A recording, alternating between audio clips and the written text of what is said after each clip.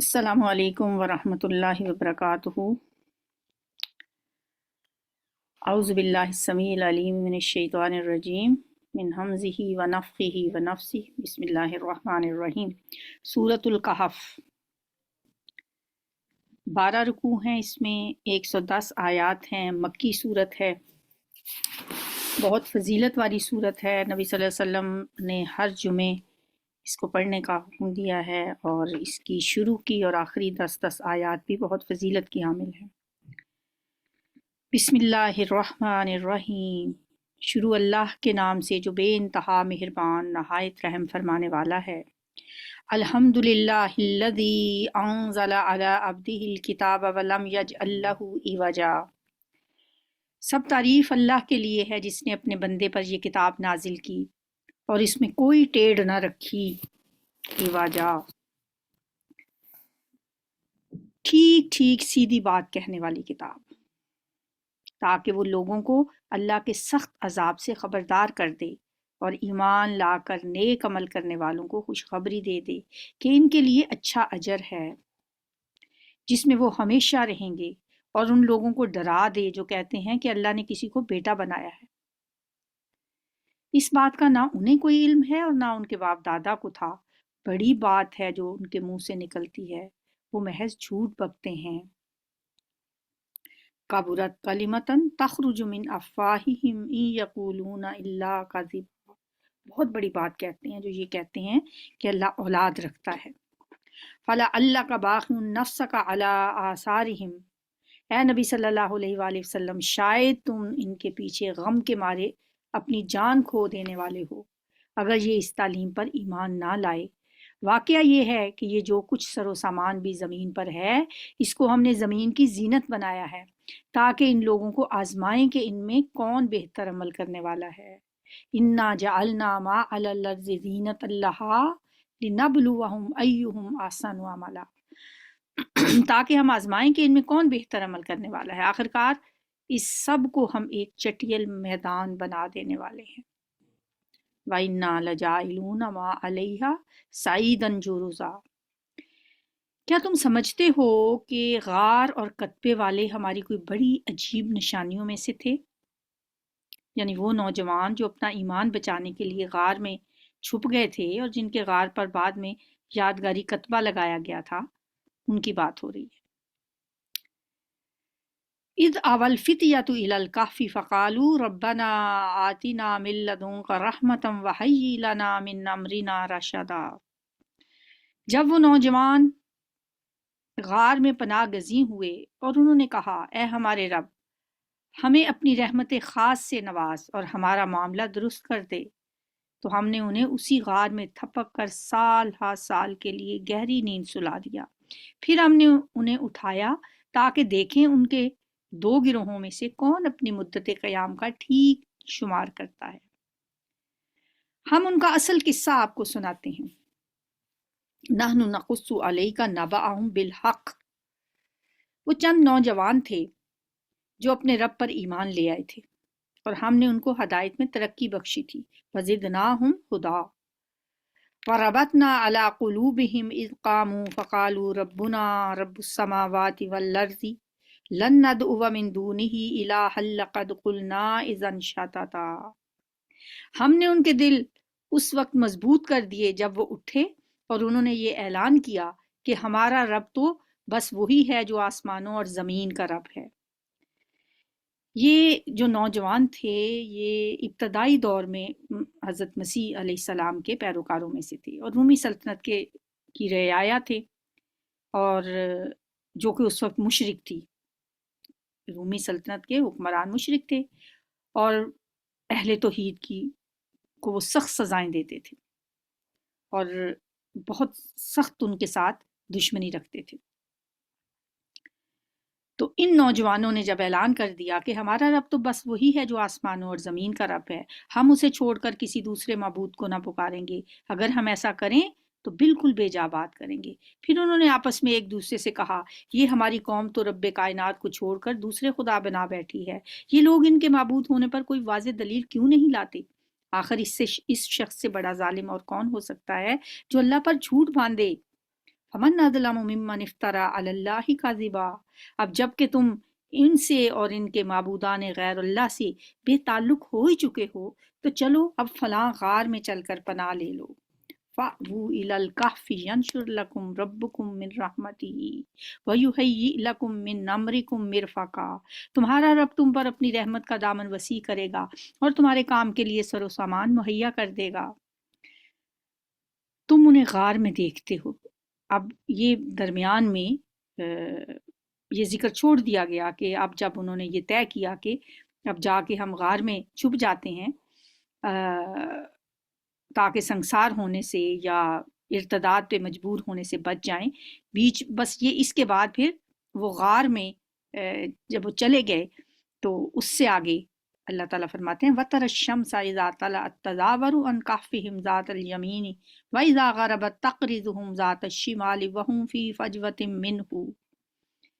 तुम उन्हें गार में देखते हो तो तुम्हें ऐसे लगता है जैसे सूरज जब निकलता है तो उनके गार को छोड़कर दाईं जानब चढ़ जाता है, और जब गरूब होता है तो उनसे बचकर बाईं जानब उतर जाता है, और वो हैं कि गार के अंदर एक वसी जगह में पड़े हैं।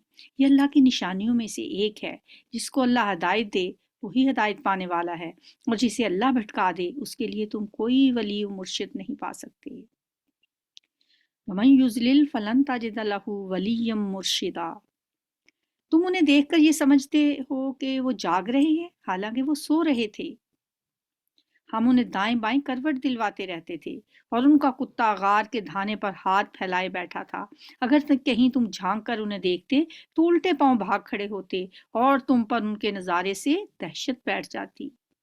और इसी अजीब करिश्मे से हमने उन्हें उठा बिठाया, यानी जिस तरह उनका अजीब तरीके से वहां सोना था और दुनिया भी उनके हाल से बेखबर रही, वैसा ही अजीब करिश्मा उनका एक तवील मुद्दत के बाद दोबारा जागना भी था। हमने उन्हें अजीब तरीके से उन्हें उठा बिठाया। वकज़ालिक बअसनाहुम लियतसाअलू बैनहुम क़ाल क़ाइलुम मिनहुम कम लबिस्तुम, ताकि जरा आपस में पूछ-गिछ करें। उनमें से एक ने कहा, कहो कितनी देर इस हाल में रहे हो? दूसरे ने कहा, शायद पूरा दिन सोए रहे हैं या इससे कुछ कम रहे होंगे। फिर वो बोले, अल्लाह ही बेहतर जानता है कि हमारा कितना वक्त इस हालत में गुजरा। चलो अब अपने में से किसी को चांदी का ये सिक्का देकर शहर भेजें और वो देखे कि सबसे अच्छा खाना कहाँ से मिलता है, वहां से वो कुछ खाने के लिए लाए। और चाहिए कि जरा होशियारी से काम करे, ऐसा ना हो कि वो किसी को हमारे यहाँ होने से खबरदार कर बैठे। अगर कहीं उन लोगों का हाथ हम पर पड़ गया तो बस संसार ही कर डालेंगे या फिर जबरदस्ती हमें अपनी मिल्लत में वापस ले जाएंगे। अब उन्हें तो नहीं पता कि हम कितना अरसा सोए रहे हैं। वो समझते थे कि बस एक दिन सो के उठे हैं। वलन तुफलिहू इज़न आबादा, और ऐसा हुआ तो हम कभी फला ना पाएंगे। और इस तरह हमने अहले शहर को उनके हाल पर आगाह किया। यानी जब वो शख्स खाना खरीदने के लिए शहर गया तो दुनिया बदल चुकी थी। बुत परस्त रूम को ईसाई हुए एक मुद्दत गुजर चुकी थी। ज़बान, तहजीब, तमद्दुन, लिबास, हर चीज़ में फ़र्क आ गया था। 200 बरस पहले का ये आदमी अपने लिबास, ज़बान और हर चीज़ के एतबार से एक तमाशा बन गया। और जब उसने पुराने ज़माने का सिक्का खाना खरीदने के लिए पेश किया तो दुकानदार की आंखें फटी की फटी रह गईं। उसने तहकीक की तो पता चला कि ये शख्स तो उन लोगों में से है जो 200 बरस पहले अपना ईमान बचाने के लिए भाग निकले थे। ये खबर पूरे शहर में आनन फानन फैल गई और हुकाम के साथ लोगों का एक हजूम गार पर पहुंच गया। अब जब इन्हें पता चला, साहब भी खबरदार हुए कि वो तो 200 बरस के बाद सोकर उठे हैं, तो वो अपने ईसाई भाइयों को सलाम करके दोबारा लेट गए और उसके बाद कहा जाता है कि उनकी रूह परवास करके। तो इस तरह हमने अहले शहर को उनके हाल पर आगाह कर दिया। वकज़ालिका आसरना अलैहिम लियअलमू अन्न वादल्लाहि हक़्क़ुन व अन्नस्साअत ला रैब फ़ीहा, ताकि लोग जान लें कि अल्लाह का वादा सच्चा है और ये कि क़यामत की घड़ी बेशक आकर रहेगी। मगर ज़रा ख्याल करो कि जब सोचने की असल बात ये थी, उस वक्त वो आपस में इस पर झगड़ रहे थे कि इन असहाबे कहफ के साथ क्या किया जाए। कुछ लोगों ने कहा, इन पर एक दीवार चुन दो, इनका रब ही इनके मामले को बेहतर जानता है। यानी जहाँ से ये उठे हैं और वहाँ जाके दोबारा लेटे हैं, तो मतलब कोई जो नेक लोग थे तो सारे ईसाई नसारा थे, جو صالحین نصارہ تھے ان کی یہ رائے تھی کہ اصحاب کہف جس طرح غار میں لیٹے ہوئے ہیں اسی طرح انہیں لیٹا رہنے دو، کیونکہ وہاں وہ فوت ہو گئے تھے، اور غار کے دہانے کو باہر سے بند کر دو، ان کا رب ہی بہتر جانتا ہے کہ یہ کون لوگ ہیں، کس مرتبے کے انسان ہیں اور کس جزا کے مستحق ہیں۔ انہوں نے تو یہ کہا، مگر جو لوگ ان کے معاملات پر غالب تھے انہوں نے کہا ہم تو ان پر ایک مسجد بنائیں گے۔ قال الذین غلبوا علی امرہم لنتخذن علیہم مسجدا، ہم تو یہاں ایک عبادت گاہ بنائیں گے۔ یہ اس وجہ سے کہ اس وقت تک عیسائی عوام کے اندر بھی مشرکانہ خیالات پھیل چکے تھے، پرانے بتوں کی جگہ اب نئے معبود انہوں نے پوجنے کے لیے ان کو مل گئے تھے۔ کچھ لوگ کہیں گے کہ وہ 3 تھے اور چوتھا ان کا کتا تھا، سیقولون ثلاثۃ رابعہم کلبہم، اور کچھ دوسرے کہہ دیں گے کہ 5 تھے اور چھٹا ان کا کتا تھا۔ یہ سب بے تکی ہانکتے ہیں۔ کچھ اور لوگ کہتے ہیں کہ 7 تھے اور 8واں ان کا کتا تھا۔ کہو میرا رب ہی بہتر جانتا ہے کہ وہ کتنے تھے، کم ہی لوگ ان کی صحیح تعداد جانتے ہیں۔ بس سرسری بات سے بڑھ کر ان کی تعداد کے معاملے میں لوگوں سے بحث نہ کرو اور نہ ان کے متعلق کسی سے کچھ پوچھو، کیونکہ تعداد سے فرق کیا پڑتا ہے، تعداد کم ہو یا زیادہ ہو، اصل تو بات یہ ہوتی ہے کہ اس سے سبق ہمیں کیا ملتا ہے۔ اصل چیز ان کی تعداد نہیں ہے، اصل چیز وہ سبق ہے جو اس قصے سے ملتے ہیں۔ تو اس لیے اللہ تعالیٰ کہتے ہیں کہ ان کی تعداد کے بارے میں کسی سے کچھ نہ پوچھو۔ دیکھو کسی چیز کے بارے میں کبھی یہ نہ کہا کرو کہ میں کل یہ کام کروں گا، الا ان یشاء اللہ، تم کچھ نہیں کر سکتے الا یہ کہ اللہ ہی چاہے۔ اگر بھولے سے ایسی بات زبان سے نکل جائے تو فوراً اپنے رب کو یاد کرو اور کہو امید ہے کہ میرا رب اس معاملے میں ہدایت سے قریب تر بات کی طرف میری رہنمائی فرما دے گا۔ یعنی کوئی بات انسان کو اس طرح نہیں کہنی چاہیے کہ میں یہ کل کروں گا۔ اب دیکھیں اس بات کے درمیان میں اس کو چھوڑ کر بیچ میں ایک بات بتا دی گئی، ٹھیک ہے، اور وہ کیا تھی کہ نبی صلی اللہ علیہ وآلہ وسلم سے جب کچھ لوگوں نے سوال کیا تھا، یہی سوال پوچھے تھے جن میں اصحاب کہف کے بارے میں بھی پوچھا تھا، تو آپ نے کہہ دیا تھا میں کل بتا دوں گا، اور آپ انشاءاللہ کہنا بھول گئے تھے۔ تو اب نبی صلی اللہ علیہ وآلہ وسلم کو یہ ہدایت کی جا رہی ہے، اور ہم سب کے لیے یہ ہدایت ہے کہ کبھی بھی ہمیں اس طرح نہیں کہنا چاہیے کہ میں یہ کل کر لوں گا، بلکہ انشاءاللہ کہہ کے ہی بات کرنی چاہیے کہ انشاءاللہ میں یہ کر لوں گا۔ اگر کبھی انسان قسم بھی کھا لیتا ہے نا، اور قسم کھاتے ہوئے انشاءاللہ کہہ دیتا ہے، پھر وہ پورا نہیں ہو پاتا، تو پھر کہتے ہیں اس پہ قسم کا کفارہ بھی نہیں دینا پڑتا، اگر اس نے انشاءاللہ کہا ہو اس قسم کھاتے وقت بھی۔ لیکن جو قسم کھاتا ہے پھر وہ انشاءاللہ نہیں کہتا، وہ تو کہتا ہے، وہ تو پورا زور اپنی پھر قسم پہ اس کا ہوتا ہے کہ میں یہ کام ضرور کر لوں گا۔ اگر بھولے سے ایسی بات زبان سے نکل جائے تو فوراً اپنے رب کو یاد کرو اور کہو کہ امید ہے کہ میرا رب اس معاملے میں ہدایت سے قریب تر بات کی طرف میری رہنمائی کر دے گا۔ وَقُلْ عَسَىٰ أَن يَهْدِيَنِي رَبِّي لِأَقْرَبَ مِنْ هَٰذَا رَشَدًا وَلَبِثُوا فِي كَهْفِهِمْ 300 سِنِينَ وَازْدَادُوا تِسْعًا، اور وہ اپنے غار میں 300 سال رہے اور کچھ لوگ مدت کے شمار میں 9 سال اور بڑھ گئے۔ تم کہو اللہ ان کے قیام کی مدت زیادہ جانتا ہے۔ جس طرح ان کی تعداد کے بارے میں لوگوں کو اختلاف تھا، اسی طرح ان کے قیام کی مدت کے بارے میں بھی فرمایا وہ بھی اللہ ہی بہتر جانتا ہے۔ آسمان اور زمین کے سب پوشیدہ احوال اسی کو معلوم ہے، کیا خوب ہے وہ دیکھنے والا اور سننے والا۔ ابصر بہ واسمع ما لہم من دونہ من ولی ولا یشرک فی حکمہ احدا، کوئی خبرگیر اس کے سوا نہیں اور وہ اپنی حکومت میں کسی کو شریک نہیں کرتا۔ وَاتْلُ مَا أُوحِیَ إِلَیْکَ مِن کِتَابِ رَبِّکَ لا مبدل لکلماتہ ولن تجد من دونہ ملتحدا، اے نبی صلی اللہ علیہ وسلم تمہارے رب کی کتاب میں سے جو کچھ تم پر وحی کیا گیا ہے اسے جوں کا توں سنا دو، کوئی اس کے فرمودات کو بدل دینے کا مجاز نہیں ہے، اور اگر تم کسی کی خاطر اس میں رد و بدل کرو گے تو اس سے بچ کر بھاگنے کے لیے کوئی جائے پناہ نہ پاؤ گے۔ اور اپنے دل کو ان لوگوں کی معیت پر مطمئن کرو جو اپنے رب کی رضا کے طلبگار بن کر صبح و شام اسے پکارتے ہیں، اور ان سے ہرگز نگاہ نہ پھیرو، کیا تم دنیا کی زینت پسند کرتے ہو؟ کسی ایسے شخص کی اطاعت نہ کرو جس کے دل کو ہم نے اپنی یاد سے غافل کر دیا ہے اور جس نے اپنی خواہش نفس کی پیروی اختیار کر لی ہے اور جس کا طریقہ کار افراط و تفریق پر مبنی ہے۔ صاف کہہ دو کہ یہ حق ہے تمہارے رب کی طرف سے، اب جس کا جی چاہے مان لے اور جس کا جی چاہے انکار کر دے۔ وَقُلِ الْحَقُّ مِن رَبِّكُمْ فَمَن شَاءَ فَلْيُؤْمِن وَمَن شَاءَ فَلْيَكْفُرْ إِنَّا أَعْتَدْنَا لِلظَّالِمِينَ نَارًا أحاط بهم سرادقها وإن يستغيثوا يغاثوا بماء كالمهل يشفي الوجوه بئس الشراب وساءت مرتفقا۔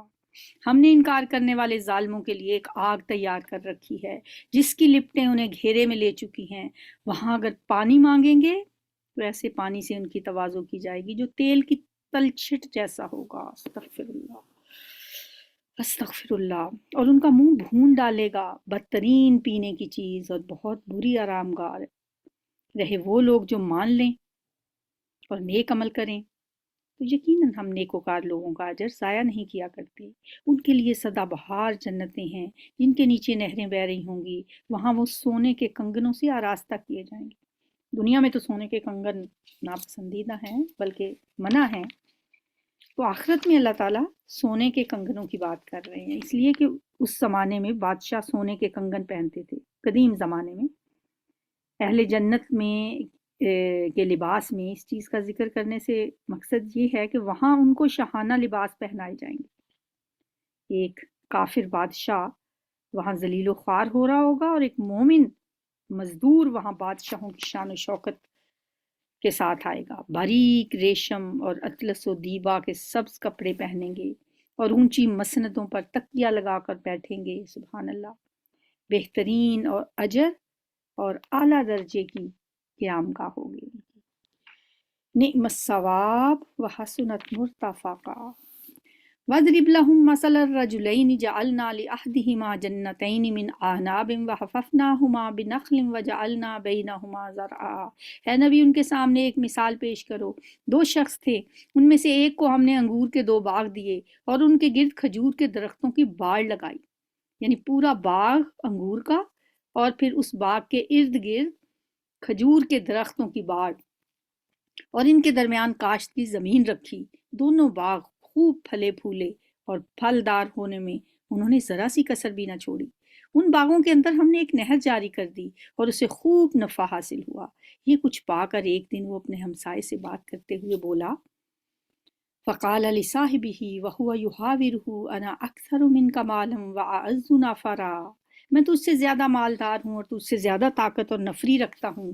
پھر وہ اپنے باغ میں داخل ہوا اور اپنے نفس کے حق میں ظالم بن کر کہنے لگا، میں نہیں سمجھتا کہ یہ دولت کبھی فنا ہو جائے گی اور مجھے توقع نہیں کہ قیامت کی گھڑی بھی کبھی آئے گی، تاہم اگر کبھی مجھے اپنے رب کے حضور پلٹایا بھی گیا تو ضرور اس سے بھی زیادہ شاندار جگہ پاؤں گا۔ اس کے ہمسائے نے گفتگو کرتے ہوئے اسے کہا، کیا تو کفر کرتا ہے اس ذات سے جس نے تجھے مٹی سے اور پھر نطفے سے پیدا کیا اور تجھے ایک پورا آدمی بنا کر کھڑا کیا؟ اس کے ساتھ کفر کرتا ہے؟ رہا میں تو میرا رب تو وہی اللہ ہے اور میں اس کے ساتھ کسی کو شریک نہیں ٹھہراتا۔ لیکن هو اللہ ربی ولا اشرک بربی احدا۔ اور جب تو اپنے باغ میں داخل ہو رہا تھا تو اس وقت تیری زبان سے یہ کیوں نہ نکلا، ماشاء اللہ لا قوت الا باللہ؟ تجھے ایسی متکبرانہ گفتگو کرنے کی بجائے کیا کہنا چاہیے تھا، ماشاء اللہ لا قوت الا باللہ۔ ان تارانی انا اقل منک مالا و ولدا۔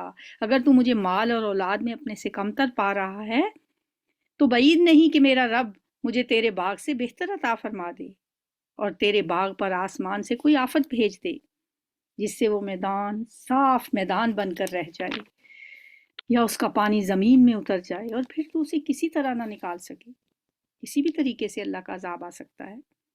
آخرکار ہوا یہ کہ اس کا سارا پھل مارا گیا اور وہ اپنے انگوروں کے باغ کو چھپروں پر الٹا پڑا دیکھ کر اپنی لگائی ہوئی لاگت پر ہاتھ ملتا رہ گیا۔ وَأُحِيطَ بِثَمَرِهِ فَأَصْبَحَ يُقَلِّبُ كَفَّيْهِ عَلَى مَا أَنفَقَ فِيهَا وَهِيَ خَاوِيَةٌ عَلَى عُرُوشِهَا فَيَقُولُ يَا لَيْتَنِي لَمْ أُشْرِكْ بِرَبِّي أَحَدًا، اور کہنے لگا کاش میں نے اپنے رب کے ساتھ کسی کو شریک نہ ٹھہرایا ہوتا۔ اب سمجھ آ گئی کون سا شریک ٹھہرایا تھا اس نے، کیا کوئی بتوں کی پوجا کی تھی؟ یہاں دولت کی دیوی اور دولت کی پوجا کی بات ہو رہی ہے۔ کاش میں نے دولت کو اپنے رب کے ساتھ شریک نہ بنا لیا ہوتا۔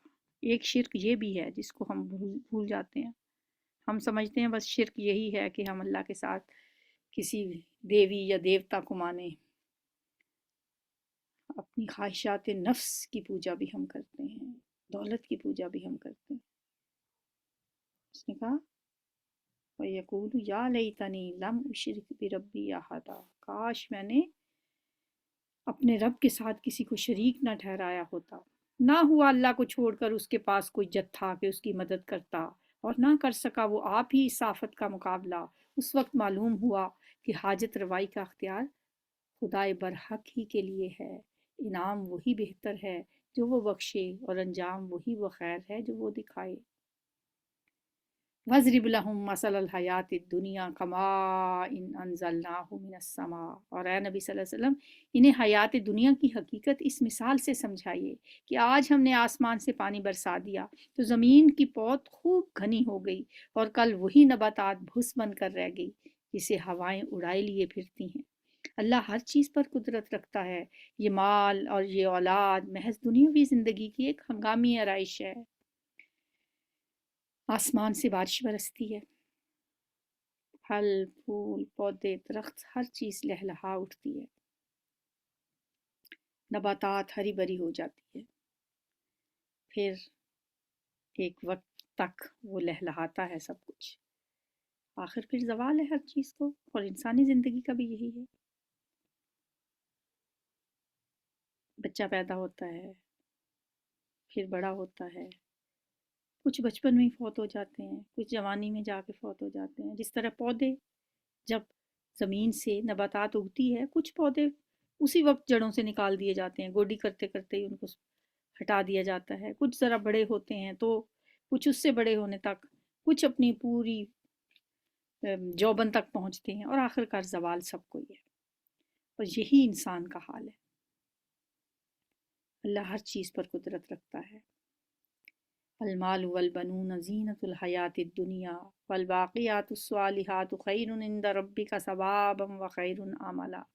یہ مال اور یہ اولاد محض دنیاوی زندگی کی ایک ہنگامی آرائش ہے، اصل میں تو باقی رہ جانے والی نیکیاں ہی تیرے رب کے نزدیک نتیجے کے لحاظ سے بہتر ہیں، اور انہی سے اچھی امیدیں وابستہ کی جا سکتی ہیں۔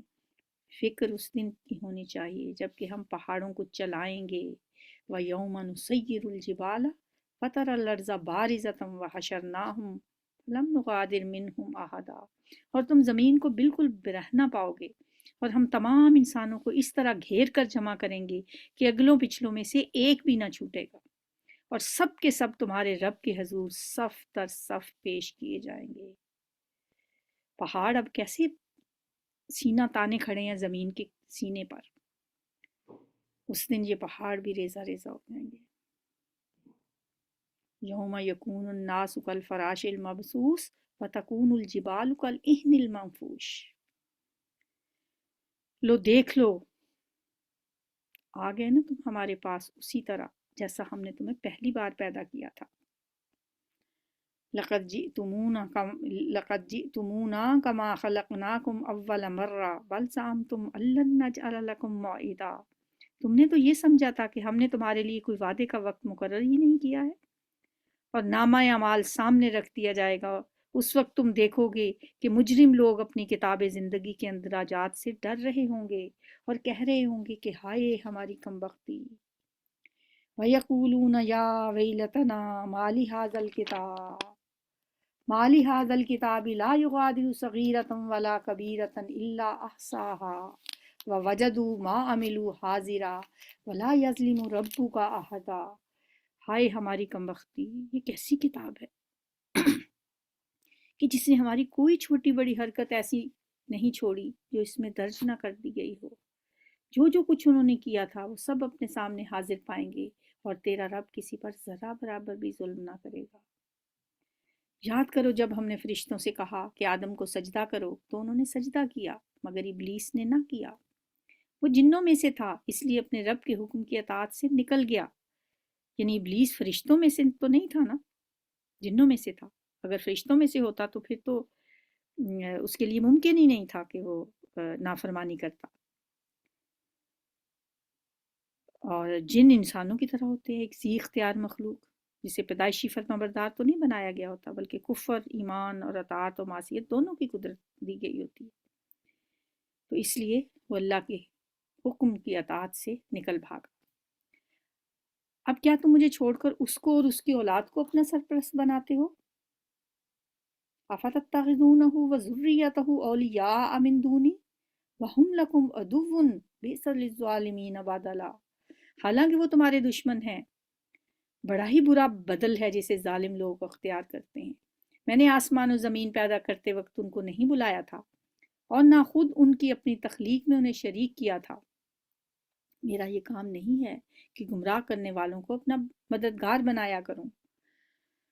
مطلب یہ کہ یہ شیاطین آخر تمہاری اطاعت کے مستحق کیسے بن گئے؟ بندگی کا مستحق تو صرف اللہ ہے جو کہ خالق ہے، اور ان شیاطین کا حال تو یہ ہے کہ آسمان و زمین کی تخلیق میں شریک ہونا تو دور کی بات، یہ تو خود مخلوق ہیں۔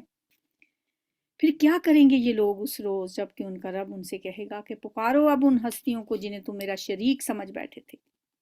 وَيَوْمَ يَقُولُ نَادُوا شُرَكَائِيَ الَّذِينَ زَعَمْتُمْ فَدَعَوْهُمْ فَلَمْ يَسْتَجِيبُوا لَهُمْ وَجَعَلْنَا بَيْنَهُمْ مَوْبِقًا۔ یہ ان کو پکاریں گے مگر وہ ان کی مدد کو نہ آئیں گے، اور ہم ان کے درمیان ایک ہی ہلاکت کا گھڑا مشترک کر دیں گے۔ سارے مجرم اس روز آگ دیکھیں گے اور سمجھ لیں گے کہ اب انہیں اس میں گرنا ہے، اور وہ اس سے بچنے کے لیے کوئی جائے پناہ نہ پائیں گے۔ استغفر اللہ، اللہم لا تجعلنا منہم۔ ہم نے اس قرآن میں لوگوں کو طرح طرح سے سمجھایا۔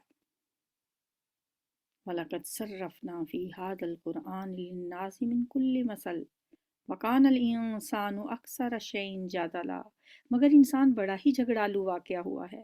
ان کے سامنے جب ہدایت آئی تو اسے ماننے اور اپنے رب کے حضور معافی چاہنے سے آخر ان کو کس چیز نے روک دیا؟ اس کے سوا اور کچھ نہیں کہ وہ منتظر ہیں کہ ان کے ساتھ بھی وہی کچھ ہو جو پچھلی قوموں کے ساتھ ہو چکا ہے، یا یہ کہ وہ عذاب کو آتے دیکھ لیں۔ وَمَا نُرْسِلُ الْمُرْسَلِينَ إِلَّا مُبَشِّرِينَ وَمُنذِرِينَ وَيُجَادِلُ الَّذِينَ كَفَرُوا بِالْبَاطِلِ لِيُدْحِضُوا بِهِ الْحَقَّ وَاتَّخَذُوا آيَاتِي وَمَا أُنذِرُوا هُزُوًا۔ رسولوں کو ہم اس کام کے سوا اور کسی غرض کے لیے نہیں بھیجتے کہ وہ بشارت اور تنبیہ کی خدمت انجام دے دیں، مگر کافروں کا یہ حال ہے کہ وہ باطل کے ہتھیار لے کر حق کو نیچا دکھانے کی کوشش کرتے ہیں، اور انہوں نے میری آیات کو اور ان تنبیہات کو جو انہیں کی گئی تھی مذاق بنا لیا۔ اور اس شخص سے بڑھ کر ظالم کون ہوگا جسے اس کے رب کی آیات سنا کر نصیحت کی جائے اور وہ ان سے منہ پھیرے؟ فَمَنْ أَظْلَمُ مِمَّنْ ذُكِّرَ بِآيَاتِ رَبِّهِ فَأَعْرَضَ عَنْهَا۔ اور اس برے انجام کو بھول جائے جس کا سر و سامان اس نے اپنے لیے خود اپنے ہاتھوں کیا ہے۔ جن لوگوں نے یہ روش اختیار کی ہے ان کے دلوں پر ہم نے غلاف چڑھا دیے ہیں جو انہیں قرآن کی بات نہیں سمجھنے دیتے، اور ان کے کانوں میں ہم نے گرانی پیدا کر دی ہے۔ تم انہیں ہدایت کی طرف کتنا ہی بلاؤ وہ اس حالت میں کبھی ہدایت نہ پائیں گے۔ تیرا رب بڑا درگزر کرنے والا اور رحیم ہے۔ وہ ان کے کرتوتوں پر انہیں پکڑنا چاہتا تو جلد ہی عذاب بھیج دیتا، مگر ان کے لیے وعدے کا ایک وقت مقرر ہے، اور اس سے بچ کر بھاگ نکلنے کی یہ کوئی راہ نہ پائیں گے۔ وَتِلْكَ الْقُرَىٰ أَهْلَكْنَاهُمْ لَمَّا ظَلَمُوا وَجَعَلْنَا لِمَهْلِكِهِمْ مَوْعِدًا۔ یہ عذاب رسیدہ بستیاں تمہارے سامنے موجود ہیں، انہوں نے جب ظلم کیا تو ہم نے انہیں ہلاک کر دیا، اور ان میں سے ہر ایک کی ہلاکت کے لیے ہم نے وقت مقرر کر رکھا تھا۔ وَإِذْ قَالَ مُوسَىٰ لِفَتَاهُ لَا أَبْرَحُ حَتَّىٰ أَبْلُغَ مَجْمَعَ الْبَحْرَيْنِ أَوْ أَمْضِيَ حُقُبًا۔ ذرا ان کو وہ قصہ بھی سناؤ جو موسیٰ کو پیش آیا تھا، جبکہ موسیٰ علیہ السلام نے اپنے خادم سے کہا تھا کہ میں اپنا سفر ختم نہ کروں گا جب تک کہ دونوں دریاؤں کے سنگم پر نہ پہنچ جاؤں، ورنہ میں ایک زمانہ دراز تک چلتا ہی رہوں گا۔ یہ سفر کس زمانے میں پیش آیا اور یہ کون سے دریا تھے، مختلف روایات سے پتہ چلتا ہے۔ کہ یہ دو دریاؤں سے مراد نیل ارزق اور نیل ابیض ہیں، جن کے سنگم پر موجود شہر خرطوم آباد ہے۔ اور موسیٰ علیہ السلام نے ایک دفعہ کہا تھا کہ کیا مجھ سے زیادہ علم بھی کسی کے پاس ہوگا؟ تو اللہ تعالیٰ نے پھر ان کو بتانے کے لیے ان سے کہا کہ فلاں جگہ پہ دو دریاؤں کے سنگم پر ہمارا ایک بندہ آپ کو ملے گا، ان سے جا کے ملے۔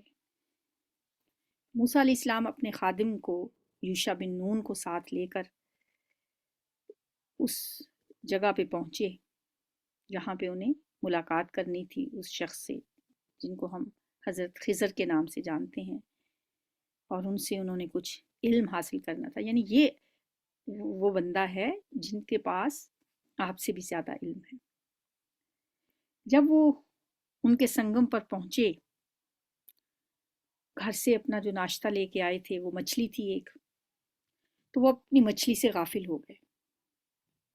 فلما بلغا مجمع بینہما نسیا حوتہما فاتخذ سبیلہ فی البحر سربا، اور وہ نکل کر اس طرح دریا میں چلی گئی جیسے کہ کوئی سرنگ لگی ہو، یعنی کھانے میں سے وہ مچھلی نکلی اور دریا میں چلی گئی۔ آگے جا کر موسیٰ علیہ السلام نے اپنے خادم سے کہا لاؤ ہمارا ناشتہ، آج کے سفر میں تو ہم بری طرح تھک گئے ہیں۔ خادم نے کہا آپ نے دیکھا یہ کیا ہوا؟ جب ہم اس چٹان کے پاس ٹھہرے ہوئے تھے اس وقت مجھے مچھلی کا خیال ہی نہیں رہا، اور شیطان نے مجھے ایسا غافل کر دیا کہ میں اس کا ذکر آپ سے کرنا بھول گیا، مچھلی تو عجیب طریقے سے نکل کر دریا میں چلی گئی۔ موسیٰ نے کہا اسی کی تو ہمیں تلاش تھی، یعنی ہم نے اسی جگہ پہ تو رکنا تھا جس جگہ مچھلی نکل کے دریا میں چلی جائے، یعنی منزل مقصود کا یہی نشان تو ہمیں بتایا گیا تھا۔ چنانچہ وہ دونوں اپنے نقش قدم پر واپس ہوئے، اور وہاں انہوں نے ہمارے بندوں میں سے ایک بندے کو پایا جسے اب ہم نے اپنی رحمت سے نوازا تھا اور اپنی طرف سے ایک خاص علم اسے عطا کیا تھا۔ یہ تھی حضرت خضر علیہ السلام۔ موسیٰ علیہ السلام نے اس سے کہا کیا میں آپ کے ساتھ رہ سکتا ہوں؟ قال له موسیٰ هل اتبعک علی ان تعلمنی مما علمت رشدا، تاکہ آپ مجھے بھی اس دانش اور اس دانائی کی تعلیم دیں جو آپ کو سکھائی گئی ہے۔ اس نے جواب دیا آپ میرے ساتھ صبر نہیں کر سکتے، اور جس چیز کی آپ کو خبر نہ ہو آخر آپ اس پر صبر کر بھی کیسے سکتے ہیں؟ موسیٰ علیہ السلام نے کہا انشاءاللہ آپ مجھے صابر پائیں گے اور میں کسی معاملے میں آپ کی نافرمانی نہ کروں گا۔ اس نے کہا اچھا اگر آپ میرے ساتھ چلتے ہیں تو مجھ سے کوئی بات نہ پوچھیں جب تک کہ میں خود اس کا آپ سے ذکر نہ کروں۔ فَإِنِ اتَّبَعْتَنِي فَلَا تَسْأَلْنِي عَنْ شَيْءٍ حَتَّى أُحْدِثَ لَكَ مِنْهُ ذِكْرًا، میں خود جب تک ذکر نہ کروں۔ اب وہ دونوں روانہ ہوئے یہاں تک کہ وہ ایک کشتی میں سوار ہو گئے، تو اس شخص نے کشتی میں شگاف ڈال دیا۔ موسیٰ نے کہا آپ نے اس میں شگاف ڈال دیا تاکہ سب کشتی والوں کو ڈبو دیں؟ یہ تو آپ نے ایک سخت حرکت کر ڈالی۔ اس نے کہا میں نے تم سے کہا نہ تھا کہ تم میرے ساتھ صبر نہیں کر سکتے؟ موسیٰ نے کہا بھول چوک پر مجھے نہ پکڑیے، میرے معاملے میں آپ ذرا سختی سے کام نہ لیں۔ پھر وہ دونوں چلے، فانطلقا حتی اذا لقیا غلاما فقتلہ قال اقتلت نفسا زکیۃ بغیر نفس لقد جئت شیئا نکرا۔ جب وہ دونوں چلے یہاں تک کہ ان کو ایک لڑکا ملا اور اس شخص نے اسے قتل کر دیا۔ موسیٰ علیہ السلام نے کہا آپ نے ایک بے گناہ کی جان لے لی حالانکہ اس نے کسی کا خون نہ کیا تھا، یہ کام تو آپ نے بہت ہی برا کیا۔ لقد جئت شیئا نکرا، یہ حضرت خضر اور حضرت موسیٰ علیہ السلام کا قصہ ابھی جاری ہے، لیکن ہمارا پارہ مکمل ہو چکا ہے، اور بلکہ ہم نے چھٹا پارہ پڑھنا ہے آگے، 16واں، تو یہ 15واں پارہ تھا ہمارا، یہ بی پارٹ، تو یہ غلطی سے میں نے اس کو شاید آگے کر دیا تھا، یہ 16واں ہو گیا تھا۔ 16واں پارہ ہم کل پڑھیں گے، آج ہمارا 15واں پارہ مکمل ہوا ہے۔ یا ربی لک الحمد کما ینبغی لجلال وجہک وعظیم سلطانک،